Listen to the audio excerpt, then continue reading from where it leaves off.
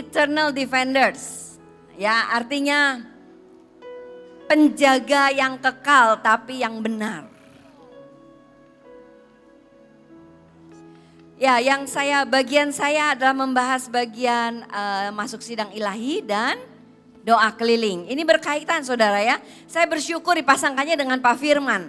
Karena saya kurang kuat untuk berteriak. Ya, halaman kedua boleh? Oke. Ayub 22 ayat 28. Ya, sekali lagi maafkan saya kalau saya terlalu koleris. Buat saya ini tantangan untuk bicara dengan plekmatis. Begitu saya dengar plekmatis, waduh, doa kenceng saya ya. Saya punya anak plekmatis dan suami melankolik plekmatis. Ayub 22 ayat 28, engkau juga akan memutuskan. Bahasa Amplified, ya bahasa Inggris ada satu versi yang berkata, engkau juga akan memutuskan dan decree sesuatu. Decree itu adalah menyatakan surat keputusan. Ya, jadi nggak cuma putuskan di sidang, tapi engkau juga akan memutuskan. Siapa akan memutuskan? Saya, saudara dan saya. Bukan Bu Iin. Bukan Pak Firman, bukan saya. Bukan Pak Gembala. Engkau dan saya akan memutuskan dan decree sesuatu dan hal itu ditegakkan bagimu. Bahasa Indonesia akan dilaksanakan bagimu. Asik ya? Berapa banyak dari saudara yang decree? Dalam sidang ilahi kami bertanya sama Tuhan. Tuhan tunjukkan, kami sebarkan keputusan itu. Yang sudah diputuskan di sidang ilahi. Maka saudara puji Tuhan sepakat. Ya, mungkin ada yang kurang sepakat, tapi ternyata terbukti. Ya kan? Saudara ikut mendekretkan, mendeklarasikan, artinya saudara sedang menggemakan apa yang sudah diputuskan. Maka dilaksanakan bagi kita. Saudara, ini bukan hanya untuk Indonesia. Ini juga untuk hidup saudara dan saya. Dulu rumah saya kecil saudara ya. Satu hari saya belajar ambil berkat. Ambil berkat dari barat, timur, utara dan selatan. Patahkan semua cengkraman iblis yang mencegat berkat-berkatmu. Lalu perintahkan malaikat untuk ambil semua berkat. Lalu saya praktekkan. Sekarang rumah saya besar saudara ya. Yang lebih besar dari yang lama. Waktu saya pindah ke sekolah ini, orang tua murid bilang begini. Wah Bu Ella ini korupsi. Korupsi apa loh ya orang di sekolah Mahanaim kok. Katanya gajinya ini pas 1 miliar setiap bulan. Amin. Karena deretan saya itu direktur dan GM. Padahal saya ini kepala sekolah yang ditentukan oleh Tuhan, ya kan? Akan ditegakkan bagimu. Kenapa? Karena tiba-tiba ada orang yang bilang saya, kamu pindah rumah aja. Enggak ada uang. Saya bayarin. Wah, ternyata malaikat benar-benar mengirim. Tuhan benar-benar mengirim malaikatnya, ambilin tuh berkat-berkat. Masukin ke bagian saya. So mari, seperti Kak Firman bilang, perkatakan, bersorak-sorai. Ternyata itu dahsyat. Maka akan ditegakkan bagimu, dilaksanakan bagimu. Dan cahaya kemurahan Tuhan akan menyinari jalanmu. So kalau jalan saudara gelap, saudara gak tahu mau ke kanan, ke kiri, mau kemanapun. Gak tahu ngelihat masa depan untuk anak saudara, untuk hidup saudara. Mari masuk sidang ilahi. Putuskan bersama Tuhan. Tentukan bersama Tuhan. Dan mulai perkatakan. Maka engkau akan lihat itu akan terjadi saudara. Mahanaim ini berdirinya karena begitu sebetulnya ya. Nah, apa hubungannya sidang ilahi dengan doling, doa keliling? Belum. Saat engkau memutuskan bersama dengan Tuhan, itu sidang ilahi. Kalau saudara ikut ibadah di Mahanaim, 99% itu sidang ilahi. Tapi enggak cuma begitu. Saat engkau menghadap ke Tuhan, bawa tentang masalah anak saudara, bawa tentang masalah pernikahan saudara. Lalu bicara dengan Tuhan, Tuhan tolong aku. Bagaimana ini jalan keluarnya? Tuhan, engkau yang pertama memberikan aku suami. Mari Tuhan bekerja dalam hidup suamiku. Dan Tuhan tiba-tiba kasih ayat. Dan itu menjadi ayat pegangan saudara. Itu sidang ilahi saudara. Pribadi. So masuk dalam hadirat Tuhan. Sidang ilahi ini bisa gak kita masuk? Bisa kalau Tuhan angkat saudara. Tuhan sudah angkat saudara? Tuhan sudah lantik saudara? Siapa yang 5 kali udah ikut? Nah, siapa yang pertama kali ikut retret? Nah, setidaknya sudah sekali dilantik ya. Siapa yang udah 2 kali ikut retret? Udah 2 kali dilantik minimal. Artinya udah naik Tuhan lantik. So, bisa masuk sidang gak? Bisa, akses sudah terbuka saudara ya. Lanjut. Sambil saya cerita saudara, memutuskan di sidang ilahi, maka menyampaikan keputusan itu kita doling. Saudara putuskan mungkin tentang dalam nama Tuhan Yesus tidak terjadi ya, anak-anak kena pergaulan yang jahat, yang nakal.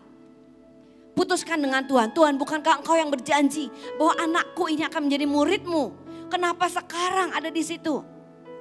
Putuskan kembali sama Tuhan. Tuhan, aku sepakat dengan engkau bahwa anakku akan menjadi muridmu. Maka saudara cari tahu, jalani tempat-tempat anak saudara pergi. Dan saudara perkatakan, denger ya, jangan sentuh anak saya karena dia adalah murid Tuhan Yesus. Di dalam nama Tuhan Yesus, iblis lepaskan anak saya. Itu doa keliling menyatakan keputusan apa yang sudah diambil di sidang ilahi. So doa keliling perlu.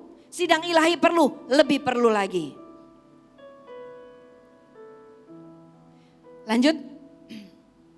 Dalam persidangan ada hakim, ada pengacara, ada penasihat, atau ada saksi. Ya. Tapi di sisi lain ada juga jaksa. Jaksa ini yang mendakwa. Banyak orang berpikir ngapain sih? Saya itu heran. Saya baca di Google ya. Banyak yang mengatakan sidang ilahi itu sesat. Saya bilang ini otaknya kemana? Baca di seluruh Alkitab. Bicara tentang persidangan. Karena Tuhan kita itu hakim yang adil. Hakim yang agung. Kalau dia hakim yang agung, tidak mungkin tidak ada sidang ilahi. Yesus adalah pengantara buat kita. Nanti saya ajak lihat beberapa ayat. Yesus itu pengantara buat kita. 1 Yohanes 2 ayat 1 dan 2. Saudara boleh catat ayatnya. Nanti kan boleh ambil PowerPoint-nya ya. Ada linknya. Dalam ayat itu berkata bahwa Tuhan Yesus adalah pengantara. Bahasa Inggrisnya advocate. Advocate itu seseorang yang pengacara. Yang menengahi. Kalau Yesus adalah pengacara, masa iya gak ada sidang ilahi? Kenapa kita perlu Yesus menjadi pengacara? Karena ada iblis yang terus mendakwa saudara-saudara kita siang dan malam, siang dan malam. Saudara tahu kemarin saya pelajari artinya mendakwa. Iblis itu memang kurang ajar. Jadi jangan baik-baik sama iblis saudara ya. Agresif sama iblis boleh. Sama suami katanya gak boleh. Saya masih belajar supaya gak agresif sama suami dan anak saya. Sama iblis boleh agresif. Nah, kenapa? Karena ternyata artinya dia mendakwa baik yang sesuai ranah hukum dan yang di luar ranah hukum. Tahu zamannya Soeharto dulu banyak orang tiba-tiba ditembakin satu hilang. Tahu masih ingat yang udah agak berumur. Itu yang iblis lakukan juga seperti itu. Diam-diam dia tembak. Orang gak tahu, tembak. Di luar ranah hukum dia juga lakukan itu. So kita harus mengenal hukum itu. Kita harus mengenal namanya sidang ilahi apa yang terjadi. Supaya kalau iblis berani-berani colek saudara, saudara tahu hukumnya. Kalau iblis berani colek anak saudara, saudara tahu hukumnya. Hukumnya berkata, perjanjian yang dia buat dengan Daud, itu membuat Tuhan mendidik dan menghajar anak-anak Daud, tapi tidak pernah membuang, tidak pernah meninggalkan. Jadi kalau anak saudara sekarang lagi berontak, iblis bilang ini punya gua.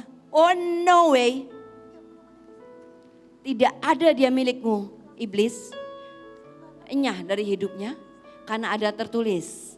Sekalipun anak saya berontak, Tuhanlah yang mendidik dia dan menghajar dia. Tapi Tuhan tidak pernah meninggalkan dia, tidak pernah melepaskan tangannya dari dia.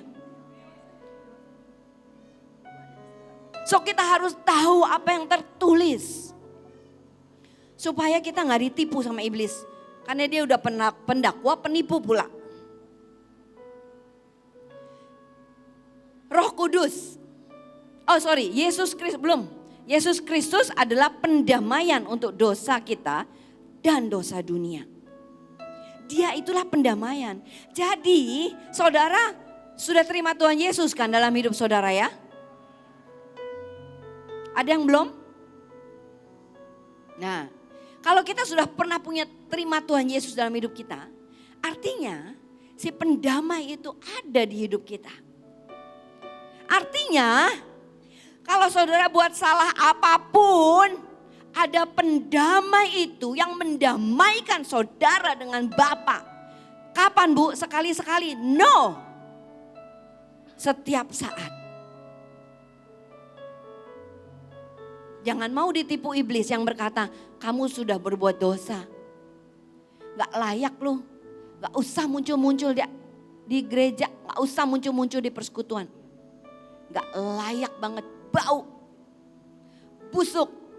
Itu iblis yang sedang berkata. Maka kamu tahu apa yang tertulis. Yesus Tuhan sudah mati buat saya, mendamaikan saya. Iblis enyah dari hidupku. Karena aku harus berdamai dengan Tuhan. Caranya gimana? Cukup dengan minta ampun. 1 Yohanes 1 ayat 8 dan 9 berkata, cukup minta ampun. Maka dia setia dan adil mengampuni. Lah ya kalau gak minta ampun itu jadi masalah. Sembunyi dari Tuhan itu jadi masalah. Itu yang iblis mau. Oke? Roh Kudus penolong supaya ia menyertai kamu selama-lamanya. Ini yang Bapa kasih, yang Yesus kasih. Jadi selain kita punya advocate, pengacara, keren gak sih? Kemanapun kita pergi, kita punya pengacara loh. Kalau di dunia bayar pengacara mahal ya. Ya kan, saya nggak tahu tarifnya berapa, tapi mahal. Kita ini dikasih sama Tuhan pengacara pribadi, keren nggak? Dan Roh Kudus. Roh Kudus itu siapa yang selalu menyertai kamu selama-lamanya? Dia adalah penasehat hukum. Lanjut. Roh Kudus adalah penasehat hukum. Jikalau penghibur, yaitu Roh Kudus yang akan kuutus dari Bapa datang, yaitu siapa? Roh kebenaran yang keluar dari mana? Dari Bapa. Roh yang keluar dari Bapa, yang mengenal hati Bapa, yang mengenal siapa Bapa, dia berikan kepada saudara dan saya. Coba saya minta saudara merem sebentar.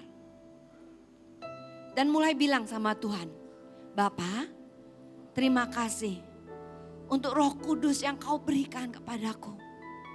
Yang selalu menyertaiku, menemaniku apapun yang aku lewati. Terima kasih Bapa. Terima kasih untuk Tuhan Yesus yang kau utus untuk mendamaikan aku. Mendamaikan keluargaku. Bahkan mendamaikan dunia. Terima kasih Tuhan. Roh kebenaran yang keluar dari Bapa, ia akan bersaksi tentang aku. Nah ternyata kata bersaksi ini adalah mengeluarkan semua fakta, menunjukkan kebenaran.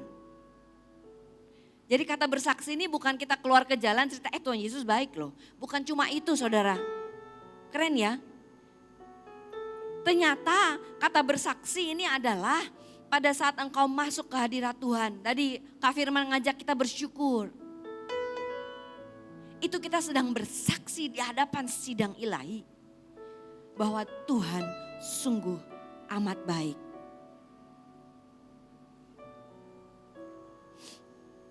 Tetapi kamu juga harus bersaksi.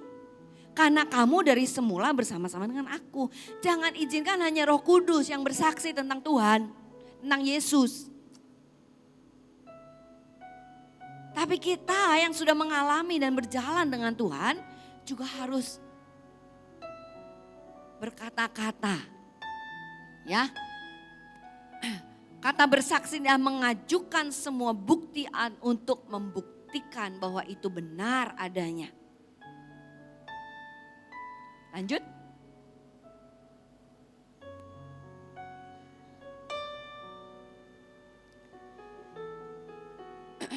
Karena telah dilemparkan ini ya.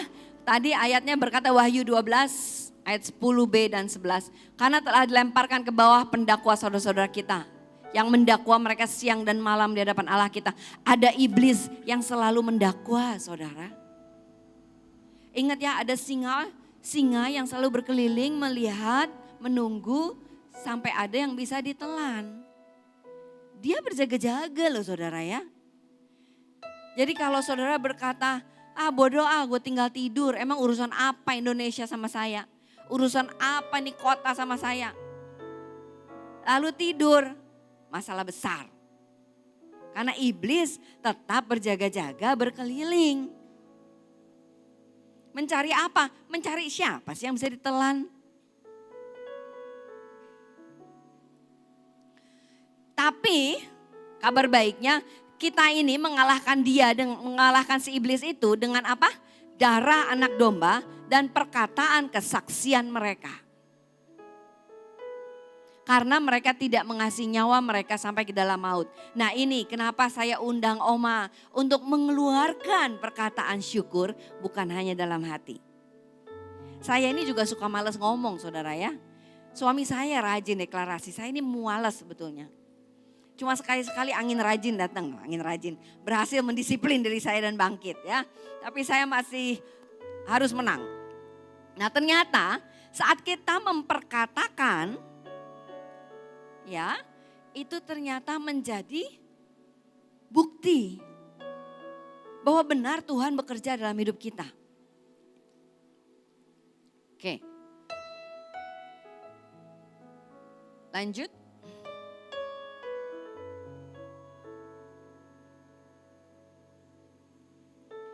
Nah ini intinya sidang ilahi. Saudara sudah ngerti ya?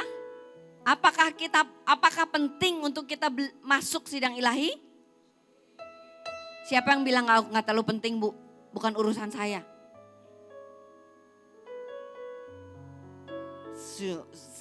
Saya berharap semuanya ngerti dan benar-benar jawabnya ya.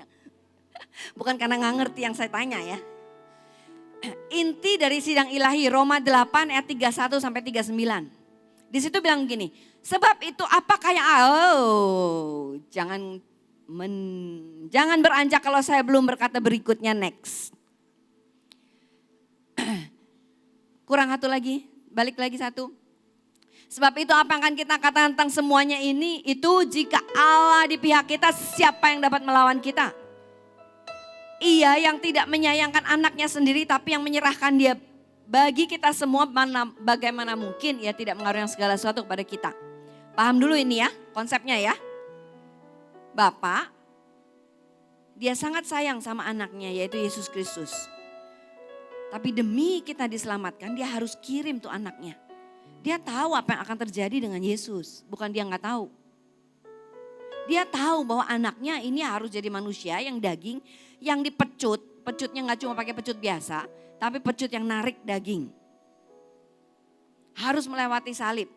Dia tahu apa yang akan terjadi, tapi saking cintanya sama saudara dan saya. Oke, lanjut. Next. Siapakah yang menggugat orang pilihan Allah? Kalau bahasa Inggrisnya gini, gak ada tanda tanya di bawahnya. Siapakah yang akan menggugat orang pilihan Allah? Yaitu Allah, si hakim agung itulah yang membenarkan mereka. Kalau bahasa Indonesia ada tanda tanya. Agak ironis tanda tanyanya. Tahu ya ironis ya? Emang siapa yang mau gugat? Lah wong hakim agung yang membenarkan.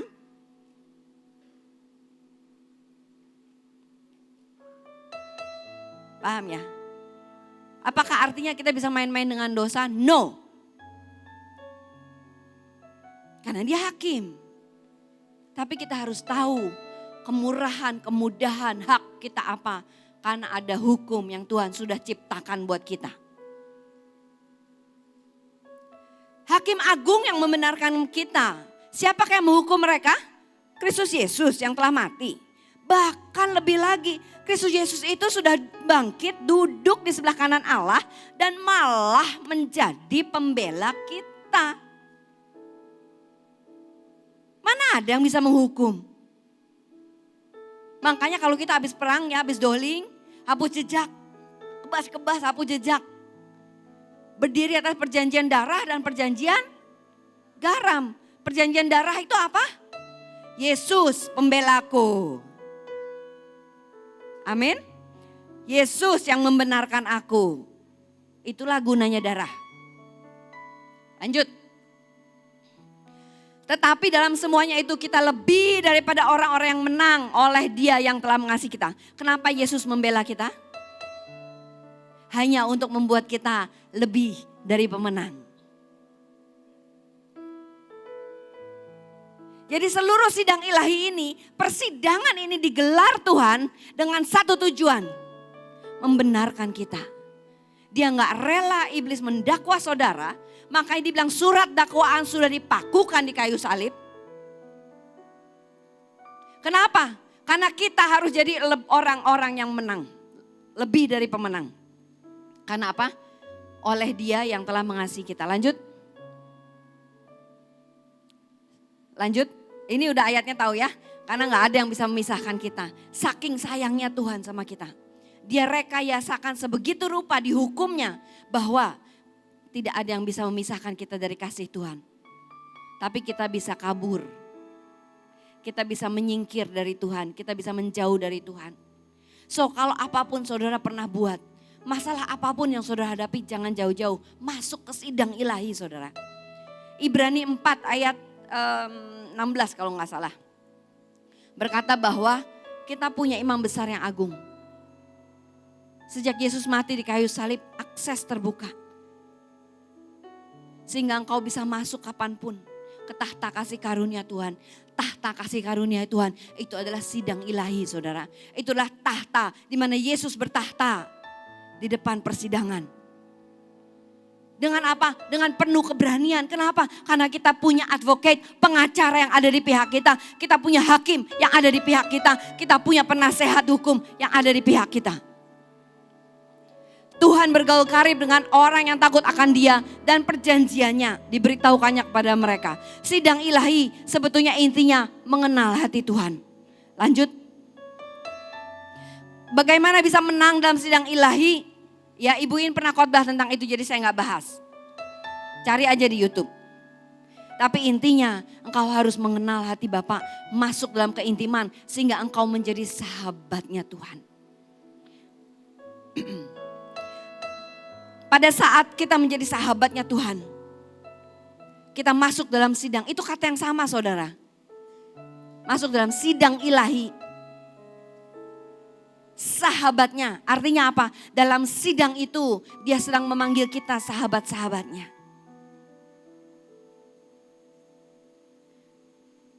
Kakak saya pernah menghadapi persidangan.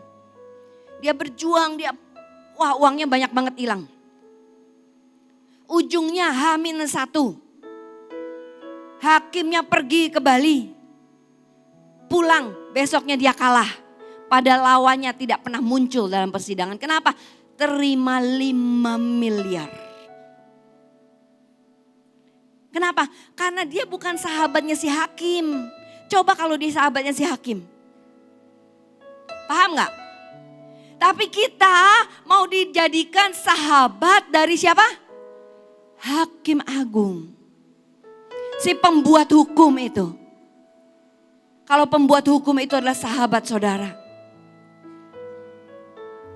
Apakah dia tidak memberitahukan celah-celah hukum yang ada untuk membela saudara?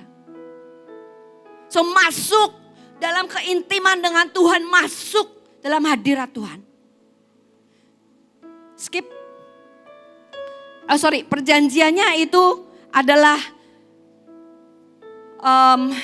perintah yang firman yang diperintahkannya.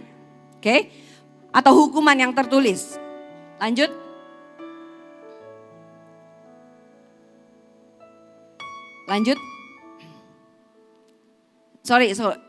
Mundur lagi. Doa keliling, cari tadi ya. Siapa yang bertanggung jawab atas masalahmu? Masalahmu itu apa? Apakah anak saudara?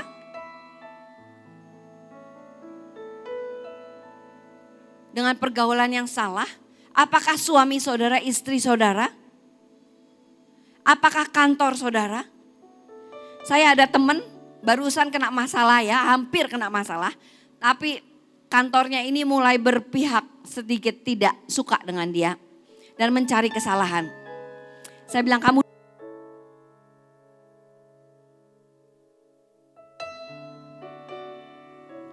Dia naik ke atas pabrik, saya suruh naik. Dan saya suruh doling, saya suruh kelilingin, saya suruh kocok nama tuan-tuannya dengan dalam tumen. Saya bilang kamu perintahkan, ambil otoritas, kamu perintahkan semua janji Tuhan kamu perkatakan. Dalam waktu singkat dia hubungin saya lagi, dia bilang oke, puji Tuhan, Tuhan membela dan sudah aman semuanya. Kenapa? Siapa yang bertanggung jawab? Orang-orang yang tidak suka, ada garis keras di pabriknya. Dia mulai dolingin lagi. Dia mulai ambil otoritas. Dan dia mulai perintahkan apa yang sudah diputuskan di sidang ilahi. Dan kemenangan ada di pihak dia. Itu hubungannya doling. Oke, lanjut. Hukuman seperti yang tertulis. Ini berteriak, yang pink di skip aja, masuk ke yang orange. Saya kasih beberapa ayat contoh saudara. Karena waktu saya sudah habis.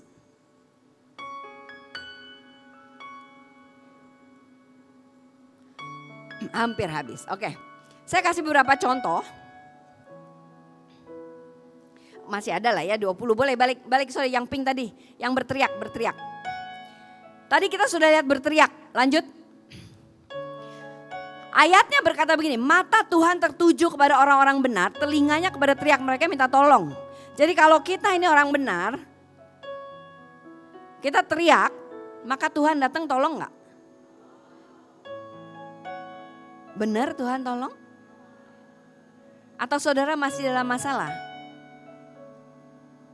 Kalau Tuhan tidak menjawab doamu, teriakanmu Tuhan gak jawab, mungkin ya, mungkin karena masalah yang pertama kepada orang-orang benar. Mungkin ada hal yang kau sedang langgar dalam hidupmu. Begitu engkau sadar, periksa dirilah, sadar, hukumnya apa? Mengaku dosa. Maka dia setia dan adil mengampuni. Lalu teriak lagi. Jangan teriak Tuhan gak jawab tuh. Capek Tuhan gak denger doa, ngapain gue doa. No. Karena ada prosedur yang salah yang kita lakukan mungkin. Atau Tuhan sedang mendidik kita. Ya, kalau kita masuk persidangan kita harus tahu. Ada si singa yang mengintai, yang keliling cari celah kita apa. Tinggal dia naikin ke hadapan si hakim. Oh, jangan didengar doanya, orang dia masih bohong kok. Mungkin kita salah ngomong. Tapi kenapa ya kok alot nih ya doa ya? Oh Tuhan tunjukin. Ada siapa? Penasehat hukum. Ingat ya, penasehat hukum ya. Nak, kamu itu loh ngomongnya salah. Waktu itu Pak Luki 3 bulan sakit batuk, enggak sembuh-sembuh, dikasih obat antibiotik dari Amerika, dari Jepang, obat-obatan herbal, enggak sembuh-sembuh. Satu hari Bu Hiin masuk sidang ilahi, tanya sama Tuhan, ini kenapa ini anak enggak sembuh-sembuh ya? Tuhan tuh tunjukin gini, dia itu selalu bilang aku capek. Jadi iblis bilang, lah orang dia bilang mau dia capek, ya udah kita bikin capek sekalian. Penasehat hukum berfungsi. Kalau kita tanyakan, langsung Bu Iin sebagai pemimpinnya Pak Luki maju ke hadapan Tuhan dan berkata, Tuhan ampuni. Dalam seketika sembuh loh.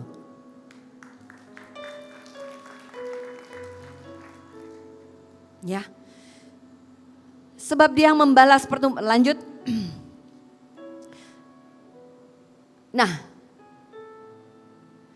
hukumnya kalau kita teriak sama Tuhan, Tuhan akan dengar. Lanjut. Tetapi, lanjut. Lalu segenap umat itu mengeluarkan suara nyaring dan bangsa itu menangis pada malam itu. Kedengarannya oke enggak? Kedengarannya oke ya, suara nyaring kok. Nangis, kita mesti nangis kan? Kita boleh menangisi kan? Menangis itu kan boleh, nggak dosa nangis. Kita lihat ayat lanjutnya. Tapi bersungut-sungutlah semua orang Israel. Ternyata suara nyaring mereka itu karena mereka bersungut-sungut. Saya ini makanya saya bilang saya tidak kuat dalam bersorak-sorai. Pak Firman sangat kuat. Kenapa? Karena saya dosa saya ini. Untuk bersyukur itu saya harus tusuk diri saya harus paksa diri saya harus pecut diri saya untuk saya bisa bersyukur. Ternyata Alkitab nih bilang begini, kalau kita bersungut-sungut, Tuhan melihat mereka menista Tuhan.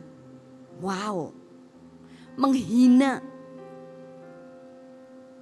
menista Tuhan. Kalau kita bersungut-sungut, kalau kita ngomel, kalau kita ngeluh, aduh, ini retret nih gak jelas, mereka maunya apa sih? Makan ngantri setengah jam ya. Itu bersungut-sungut saudara. Maafkan saya, bukan saya tidak melihat kesalahan, bukan. Tapi kalau kita bersungut-sungut mengeluh, ternyata Alkitab bilang ini apa? Menista Tuhan. Panas nih lapangan, kenapa sih dapatnya lapangan bukannya di lantai 5 enak. Itu masuk bersungut-sungut, artinya apa? Menista Tuhan. Tidak mau percaya.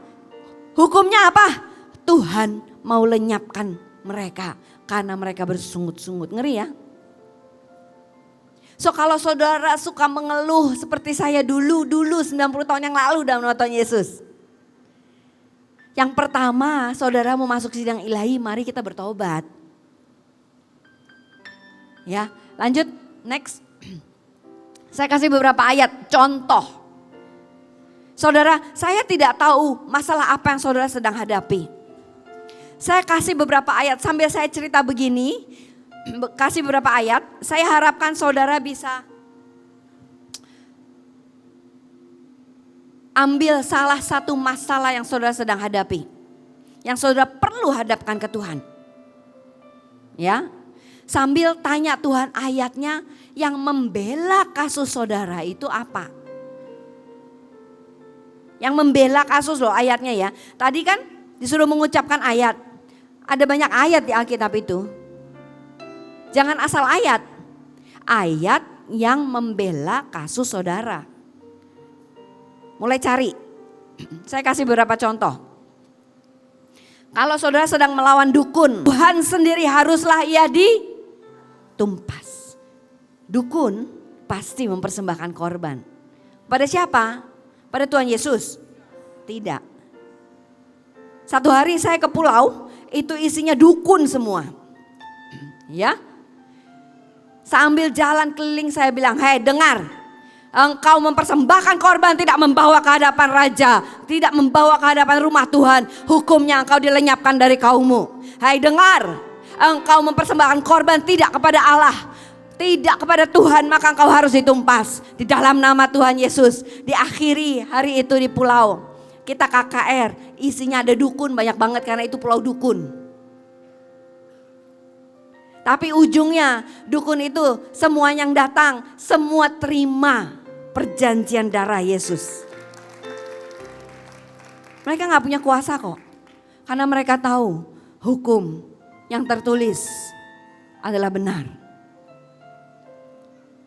Atau kita bisa menangkap hati Tuhan. Waktu kasus Efraim nakal dan memberontak. Hati Tuhan itu sedih banget. Ya. Kalau ayat ini bicara untuk saudara catat. Nanti kita akan lakukan bersama-sama. Kita akan memperkatakan ayat-ayatnya. Kalau saudara ingat akan ayat-ayat yang membela hak saudara, membela kasus saudara, catat. Atau dikasih tanda. Atau saudara bisa menangkap hati Tuhan buat para dukun ini. Waktu kita doa di Bali, ingat ya. Kita garap Bali. Ya ampun, Bali itu ada berapa dewa gak tahu ya, berapa juta katanya. Orang Hindu tuh punya minimal 3 juta. Cuma kan Tuhan, kita gak mau pulau itu binasa ya gak? Ada yang dari Bali kan tadi. Kita gak mau dia binasa, kita gak mau keluarganya binasa, kita gak mau teman-temannya binasa ya gak? So hari-hari itu kita bilang, Tuhan, Engkau berkata Engkau akan menjauhkan nama para Baal itu dari mulut mereka. Lakukan Tuhan sekali lagi.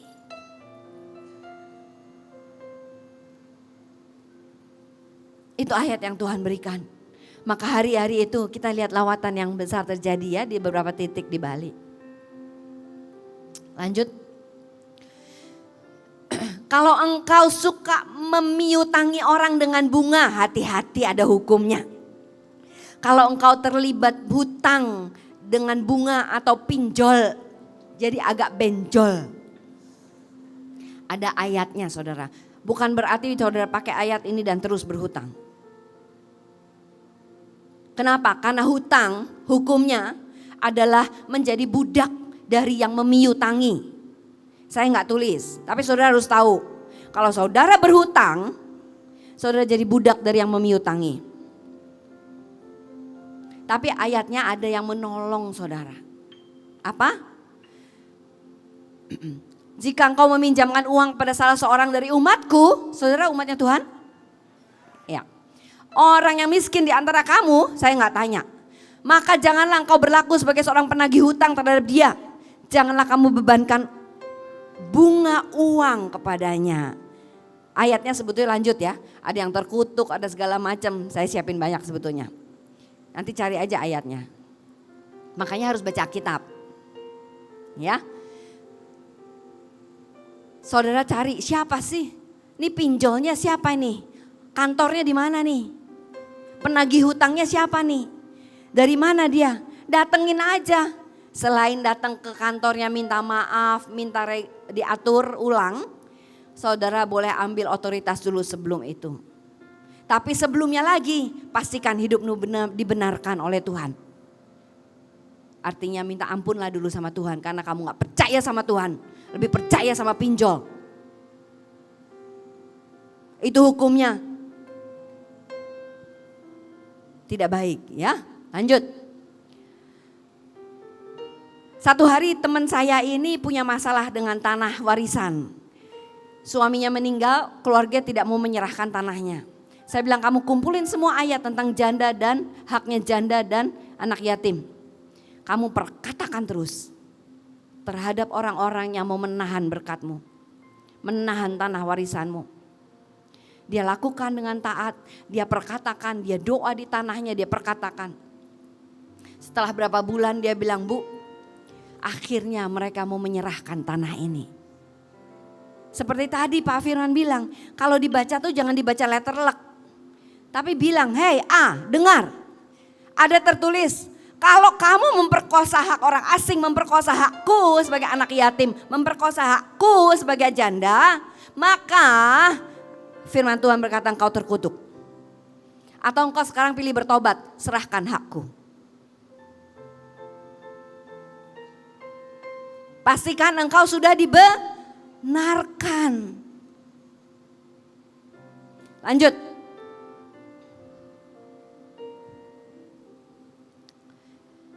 Orang baik meninggalkan waris, kekayaan orang berdosa disimpan bagi orang benar.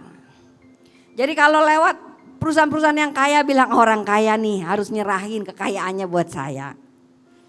Yang benar. Yang benar. Oke? Jaga hidup kita benar dan kita dibenarkan oleh darah Yesus. Lanjut. Cukup ya. Saya kasih beberapa. Ini kalau suami yang tidak beriman dikuduskan oleh istrinya. Istri yang tidak beriman dikuduskan oleh suaminya. Saudara harus kenal firman. Tapi saudara harus kenal lagi hati Tuhan. Saudara harus kenal lagi penasehat hukum yang ajaib. Saudara harus kenal lagi hakim yang agung itu.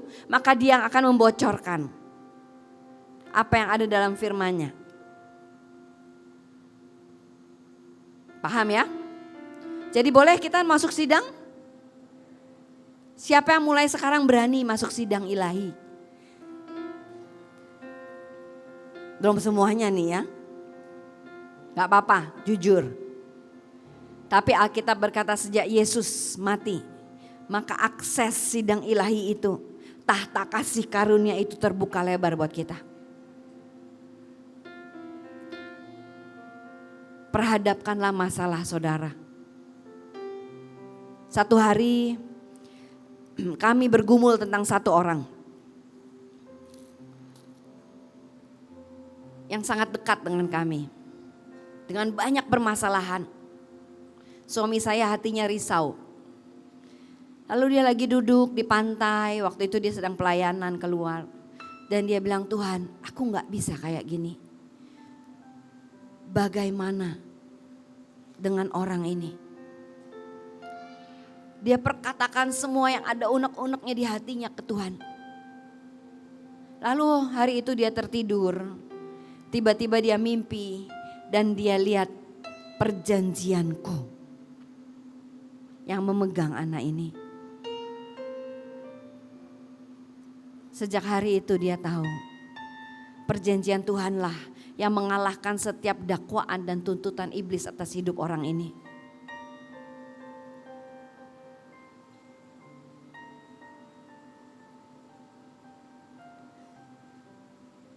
So, saudara sudah tahu masalah yang mau kau angkat di hadapan Tuhan? Ya, saya mau ajak kita nyembah 1-2 lagu. Saya mau minta Kak Firman, mari bersama-sama dengan saya.